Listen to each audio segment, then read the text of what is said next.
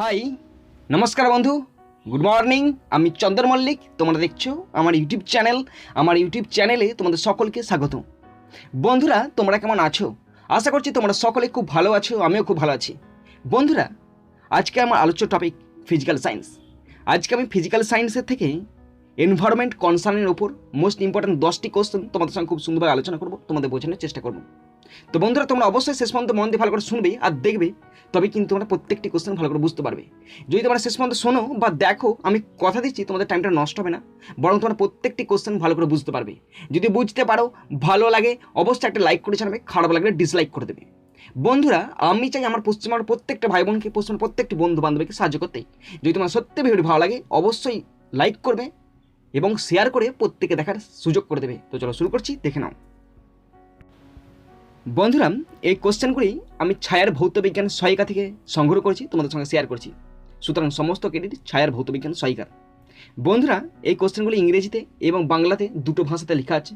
তোমাদের যেটা পছন্দ হবে তোমরা সেটাতে ফলো করতে পারো, কিন্তু বন্ধুরা আমি তোমাদের বাংলাতে পড়াবো। ওকে, তো শুরু করছি, দেখে নাও এবং শেষ পর্যন্ত দেখার চেষ্টা করো। ফার্স্ট কোশ্চেন নাম্বার 1, মেরুজ্যোতি কীভাবে সৃষ্টি হয়? সুমেরু প্রভা ও কুমেরু প্রভা কাকে বলে? মেরুজ্যোতি কীভাবে সৃষ্টি হয়? সুমেরু প্রভা ও কুমেরু প্রভা কাকে বলে? তো দেখো শুরু করছি। থার্মোস্ফিয়ারের অন্তর্গত আয়োনোস্ফিয়ারে, এটা আয়োনোস্ফিয়ারে একা হবে, থার্মোস্ফিয়ারের অন্তর্গত আয়োনোস্ফিয়ারে থাকা অক্সিজেন ও নাইট্রোজেনের অণুগুলো সূর্য থেকে বিচ্ছুরিত উচ্চ শক্তি সম্পন্ন গামা রশ্মি এবং এক্স রশ্মির প্রভাবে আয়নিত হয়।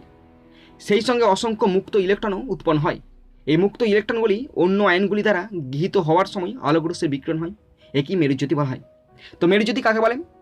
থার্মোস্ফিয়ারের অন্তর্গত আয়োনোস্ফিয়ারে থাকা অক্সিজেন ও নাইট্রোজেন অণুগুলো সূর্য থেকে বিচ্ছুরিত উচ্চ শক্তি সম্পন্ন গামা রশ্মি এবং এক্স রশ্মির প্রভাবে আয়নিত হয়। সেই সঙ্গে অসংখ্য মুক্ত ইলেকট্রনও উৎপন্ন হয়। এই মুক্ত ইলেকট্রনগুলি অন্য আয়নগুলি দ্বারা গৃহীত হওয়ার সময় আলোক রশ্মির বিকিরণ হয়, একে মেরুজ্যোতি বলে। তারপরে কোশ্চেনটা ছিল যে সুমেরু প্রভা কুমেরু প্রভা কাকে বলা হয়? Tag question. তো দেখো লেখা আছে, উত্তর মেরুতে সৃষ্ট মেরুজ্যোতিকে সুমেরু প্রভা এবং দক্ষিণ মেরুতে সৃষ্ট মেরুজ্যোতিকে কুমেরু প্রভা বলা হয়। উত্তর মেরুতে সৃষ্ট মেরুজ্যোতিকে সুমেরু প্রভা এবং দক্ষিণ মেরুতে সৃষ্ট মেরুজ্যোতিকে বলা হয় কুমেরু প্রভা।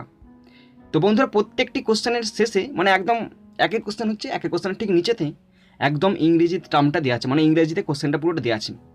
তো তোমরা এটা ফলো করতে পারো, তোমরা অনেক কিছু শিখতে পারবে। ওকে বন্ধুরা, পরের কোশ্চেন নাম্বার 2, ভূপৃষ্ঠ থেকে উচ্চতা বৃদ্ধির সঙ্গেই বায়ুমণ্ডলের বিভিন্ন স্তরগুলির উষ্ণতার কীরূপ পরিবর্তন হয় লেখো। ভূপৃষ্ঠ থেকে উচ্চতা বৃদ্ধির সঙ্গে বায়ুমণ্ডলের বিভিন্ন স্তরগুলির উষ্ণতার কীরূপ পরিবর্তন হয় লেখো। তো দেখো আনসারটি লেখা আছে। ফার্স্ট পয়েন্ট নাম্বার 1 আছে, উচ্চতা বৃদ্ধির সাথে ট্রপোস্ফিয়ারের উষ্ণতা ক্রমশ হ্রাস পায়। এই স্তরে প্রতি কিমি উচ্চতা বৃদ্ধিতে প্রায় 6.5 ডিগ্রি সেন্টিগ্রেড উষ্ণতা হ্রাস পায়। এই স্তরে উপরের দিকে উষ্ণতা প্রায় -56 ডিগ্রি সেন্টিগ্রেড। তো আবার পড়ছি, উচ্চতা বৃদ্ধির সাথে ট্রপোস্ফিয়ারের উষ্ণতা ক্রমশ হ্রাস পায়। এই স্তরে প্রতি কিমি উচ্চতা বৃদ্ধিতে প্রায় 6.5 ডিগ্রি সেন্টিগ্রেড হারে উষ্ণতা হ্রাস পায়। এই স্তরে উপরের দিকে উষ্ণতা -56 ডিগ্রি সেন্টিগ্রেড। নাম্বার 2, স্ট্র্যাটোস্ফিয়ারের উচ্চতা বৃদ্ধির সাথে উষ্ণতা ক্রমশ বাড়তে থাকে। স্ট্র্যাটোস্ফিয়ারের উচ্চতা বৃদ্ধির সাথে উষ্ণতা ক্রমশ বাড়তে থাকে। নাম্বার 3, মেসোস্ফিয়ার বায়ুমণ্ডলের নিম্নতম স্তর। এই স্তরের ক্ষেত্রে উচ্চতা বৃদ্ধির সাথে উষ্ণতা ক্রমশ কমতে থাকে। মেসোস্ফিয়ার বায়ুমণ্ডলের নিম্নতম স্তর, এই স্তরের ক্ষেত্রে উচ্চতা বৃদ্ধির সাথে উষ্ণতা ক্রমশ কমতে থাকে। নাম্বার 4, থার্মোস্ফিয়ারের ক্ষেত্রে উচ্চতা বৃদ্ধির সাথে উষ্ণতা ক্রমশ বৃদ্ধি পায়। সূর্য থেকে বিকিরিত কসমিক রশ্মি ও অন্যান্য রশ্মির প্রভাবে এই স্তরে উষ্ণতা বেড়ে প্রায় 1200 ডিগ্রি সেন্টিগ্রেড হয়। থার্মোস্ফিয়ারের ক্ষেত্রে উচ্চতা বৃদ্ধির সাথে উষ্ণতা ক্রমশ বৃদ্ধি পায়। সূর্য থেকে বিকিরিত কসমিক রশ্মি ও অন্যান্য রশ্মির প্রভাবে এই স্তরে উষ্ণতা বেড়ে প্রায় 1200 ডিগ্রি সেন্টিগ্রেড হয়।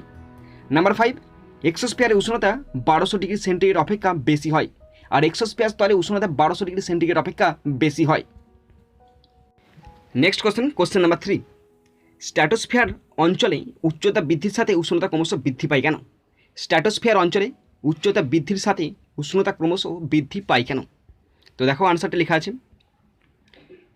স্ট্র্যাটোস্ফিয়ারে উপস্থিত অক্সিজেন গ্যাসের অণু সূর্য থেকে আগত অতিবেগুনি রশ্মি শোষণ করে অক্সিজেন পরমাণুতে বিয়োজিত হয়। এই পারমাণবিক অক্সিজেন আণবিক অক্সিজেনের সাথে যুক্ত হয়ে ওজোন অণু সৃষ্টি করে। এই রাসায়নিক বিক্রিয়ার ফলে তাপের উদ্ভব হয়। এর ফলে দেখা যায় ট্রপোস্ফিয়ারের ঊর্ধ্বে স্ট্র্যাটোস্ফিয়ার অংশে বায়ুর উষ্ণতা কমার বদলে বৃদ্ধি পায়। 50 কিমি উচ্চতায় উষ্ণতা সর্বোচ্চ 0 ডিগ্রি সেন্টিগ্রেড অর্থাৎ 32 ডিগ্রি ফারেনহাইট হয়। তো দেখো, স্ট্র্যাটোস্ফিয়ারে উপস্থিত অক্সিজেন গ্যাসের অণু সূর্য থেকে আগত অতিবেগুনি রশ্মি শোষণ করেই অক্সিজেন পরমাণুতে বিয়োজিত হয়। এই পারমাণবিক অক্সিজেন আণবিক অক্সিজেনের সাথে যুক্ত হয়ে ওজোন অণু সৃষ্টি করে। এই রাসায়নিক বিক্রিয়ার ফলে তাপের উদ্ভব হয়।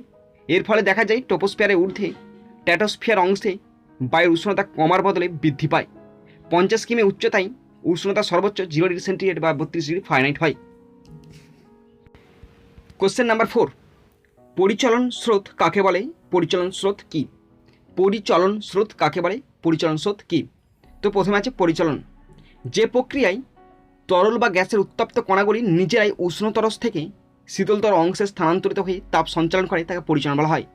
যে প্রক্রিয়ায় তরল বা গ্যাসের উত্তপ্ত কণাগুলি নিজেরাই উষ্ণতর থেকে শীতলতর অংশে স্থানান্তরিত হয়ে তাপ সঞ্চালন করে তাকে পরিচলন বলা হয়। এরপর আছে পরিচলন স্রোত কি? তো দেখো, তরল বা গ্যাসীয় পদার্থ উত্তপ্ত হলে তার আয়তন প্রসারণের জন্য ঘনত্ব কমে। ফলে উত্তপ্ত তরল বা গ্যাসীয় পদার্থ হালকা হয়ে ওপরে ওঠে ও ওপরে শীতল ভারী অংশ নিচে নেমে আসে। ফলে যে চক্রাকার স্রোতের সৃষ্টি হয় তাকে পরিচলন স্রোত বলা হয়। পরিচলন স্রোত কী ব্যাপারটা? তরল বা গ্যাসীয় পদার্থ উত্তপ্ত হলে তার আয়তন প্রসারণের জন্য ঘনত্ব কমে। ফলে উত্তপ্ত তরল বা গ্যাসীয় পদার্থ হালকা হয়ে ওপরে ওঠে ও উপরে শীতল বা ভারী অংশ নিচে নেমে আসে। ফলে যে চক্রাকার স্রোতের সৃষ্টি হয় তাকে পরিচলন স্রোত বলা হয়। নেক্সট কোশ্চেন 5, পরিচলন স্রোতের দুটি প্রাকৃতিক উদাহরণ দাও, এদের কখন তীব্রতা বেশি হয়? পরিচলন স্রোতের দুটি প্রাকৃতিক উদাহরণ দাও, এদের তীব্রতা কখন বেশি হয়? তো দেখো, পরিচলন স্রোতের দুটি প্রাকৃতিক উদাহরণ হলো সমুদ্রবায়ু ও স্থলবায়ু। পরিচলন স্রোতের দুটি প্রাকৃতিক উদাহরণ হলো সমুদ্রবায়ু ও স্থলবায়ু। সমুদ্রবায়ু সকালবেলায় প্রবাহিত হতে শুরু করে এবং সন্ধ্যাবেলায় এর তীব্রতা বাড়ে। স্থলবায়ু সন্ধ্যাবেলায় প্রবাহিত হতে শুরু করে এবং সমগ্র রাত্রি ধরে প্রবাহিত হয়, এর তীব্রতা ভোরবেলায় বাড়ে। পরিচলন স্রোতের দুটি প্রাকৃতিক উদাহরণ সমুদ্রবায়ু ও স্থলবায়ু। সমুদ্রবায়ু সকালবেলায় প্রবাহিত হতে শুরু করে এবং সন্ধ্যাবেলায় এর তীব্রতা বাড়ে, আর স্থলবায়ু সন্ধ্যাবেলায় প্রবাহিত হতে শুরু করে এ সমগ্র রাত্রি ধরে প্রবাহিত হয়, ভোরবেলায় এর তীব্রতা বাড়ে। কোশ্চেন 6, ওজোন স্তরকে ওজোন ছত্র বলার তাৎপর্য ব্যাখ্যা করো। ওজোন স্তরকে ওজোন ছত্র বলার তাৎপর্য ব্যাখ্যা করো। বায়ুমণ্ডলের স্ট্র্যাটোস্ফিয়ারের অন্তর্গত ওজোন স্তরকে ওজোন ছত্র বলা হয়। ছাতা যেমন রোদ বৃষ্টি থেকে আমাদের রক্ষা করে, তেমন ওজোন স্তর সূর্য থেকে আগত ক্ষতিকারক অতিবেগুনি রশ্মির পৃথিবীতে আগমনকে প্রতিরোধ করে। তাই ওজোন স্তরকে ওজোন ছত্র বলা হয়। কেন বলা হয়? বায়ুমণ্ডলের স্ট্র্যাটোস্ফিয়ারের অন্তর্গত ওজোন স্তরকে ওজোন ছত্র বলা হয়। ছাতা যেমন রোদ বৃষ্টি থেকে আমাদের রক্ষা করে, ওজোন স্তর তেমন সূর্য থেকে আগত ক্ষতিকারক অতিবেগুনি রশ্মির পৃথিবীতে আগমনকে প্রতিরোধ করে। তাই ওজোন স্তরকে ওজোন ছত্র বলা হয়। কোশ্চেন 7, পরিবেশের ওপর ওজোন স্তরের প্রভাব সম্পর্কে ব্যাখ্যা করো বা উল্লেখ করো। পরিবেশের ওপর ওজোন স্তরের প্রভাব সংক্ষেপে উল্লেখ করো। তো দেখো, স্ট্র্যাটোস্ফিয়ারে উপস্থিত ওজোন স্তর পৃথিবীর জীবগুলোর পক্ষে এক নিরাপদ আচ্ছাদনের কাজ করে। সূর্য থেকে আগত ক্ষতিকর অতিবেগুনি রশ্মির বেশিরভাগ অংশই ওজোন স্তরে ওজোন গ্যাসের উৎপাদন ও বিয়োজনের প্রয়োজনে শোষিত হয়ে যায়।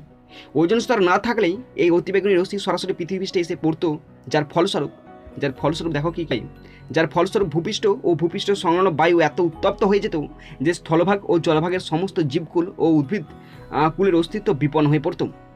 অতিবেগুনি রশ্মির প্রকোপে পৃথিবীপৃষ্ঠে বসবাসকারী জীবকুলের নানাবিধ রোগের সৃষ্টি হতো। তো আবার পরে দিচ্ছি, ভালো করে শোনাও। কোশ্চেনটি ছিল পরিবেশের ওপর ওজোন স্তরের প্রভাব সংক্ষেপে আলোচনা। স্ট্র্যাটোস্ফিয়ারে উপস্থিত ওজোন স্তর পৃথিবীর জীবকুলের পক্ষে এক নিরাপদ আচ্ছাদনের কাজ করে। সূর্য থেকে আগত ক্ষতিকর অতিবেগুনি রশ্মির বেশিরভাগ অংশই ওজোন স্তরে ওজোন গ্যাসের উৎপাদন ও বিয়োজনের প্রয়োজনে শোষিত হয়ে যায়। ওজোন স্তর না থাকলে এই অতিবেগুনি রশ্মি সরাসরি পৃথিবীতে এসে পড়তো, যার ফলস্বরূপ ভূপৃষ্ঠ ও ভূপৃষ্ঠ সংলগ্ন বায়ু এত উত্তপ্ত হয়ে যেত যে স্থলভাগ ও জলভাগের সমস্ত উদ্ভিদ ও প্রাণীকুলের অস্তিত্ব বিপন্ন হয়ে পড়ত। নেক্সট, অতিবেগুনি রশ্মির প্রকোপে পৃথিবীপৃষ্ঠে বসবাসকারী জীবকুলের নানাবিধ রোগের সৃষ্টি হতো। ওজোন ছিদ্র বা ওজোন গহ্বর কি? মানুষের কিছু ক্রিয়াকলাপের ফলে প্রাকৃতিক ওজোন তৈরির হার অপেক্ষা বিয়োজন হার অত্যাধিক বেড়ে যাচ্ছে। বায়ুমণ্ডলের স্ট্র্যাটোস্ফিয়ারের অন্তর্গত ওজোন স্তরটি প্রায় সর্বত্র এইভাবে কম বেশি পাতলা হয়ে যাচ্ছে। ওজোন স্তরের এই পাতলা হয়ে যাওয়ার ঘটনাকে ওজোন স্তরে ক্ষয় বা ওজোন ছিদ্র বা ওজোন গহ্বর বলে। মানুষের কিছু ক্রিয়াকলাপের ফলে প্রাকৃতিক ওজোন তৈরির হার অপেক্ষা বিয়োজনের হার অত্যাধিক বেড়ে যাচ্ছে। বায়ুমণ্ডলের স্ট্র্যাটোস্ফিয়ারের অন্তর্গত ওজোন স্তরটি প্রায় সর্বত্র এইভাবে কম বেশি পাতলা হয়ে যাচ্ছে। ওজন স্তরের এই পাতলা হয়ে যাওয়ার ঘটনাকে ওজন স্তরে ক্ষয় বা ওজন ছিদ্র বা ওজন গহ্বর বলা হয়।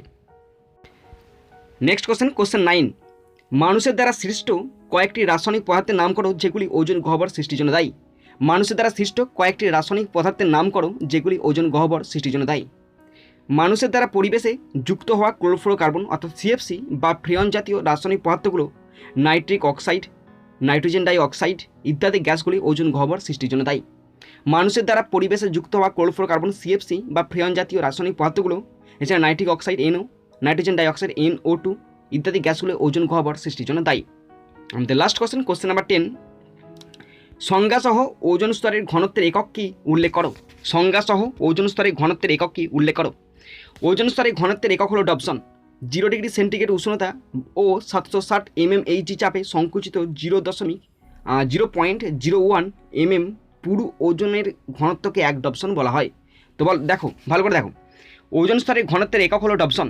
0 ডিগ্রি সেন্টিগ্রেড উষ্ণতায় ও 760 mmHg চাপে সংকুচিত 0.01 mm পুরু ওজনের ঘনত্বকে 1 ডবসন একক বলা হয়। তো বন্ধুরা, এই কোশ্চেনগুলো আমি নিয়েছি, দেখতে পাচ্ছ তোমরা ছায়ার ভৌতবিজ্ঞান সহায়িকা থেকে আমি ক্রেডিট দিয়েছি, সোর্স দিয়েছি। তো এটা আমার ইমেল আইডি, তোমরা আমার সঙ্গে কন্ট্যাক্ট করতে পারো, আমি তোমার সঙ্গে যোগাযোগ করে নেব। তো বন্ধুরা, তোমরা যারা শেষ পর্যন্ত দেখলে তোমরা সকলকে আমি ধন্যবাদ জানাই। তো বন্ধুরা, এখানেই শেষ করলাম ভিডিওটি। সুন্দর থাকবে, সুস্থ থাকবে, টেক কেয়ার, থ্যাংক ইউ, জয় হিন্দ, বন্দে মাতরম।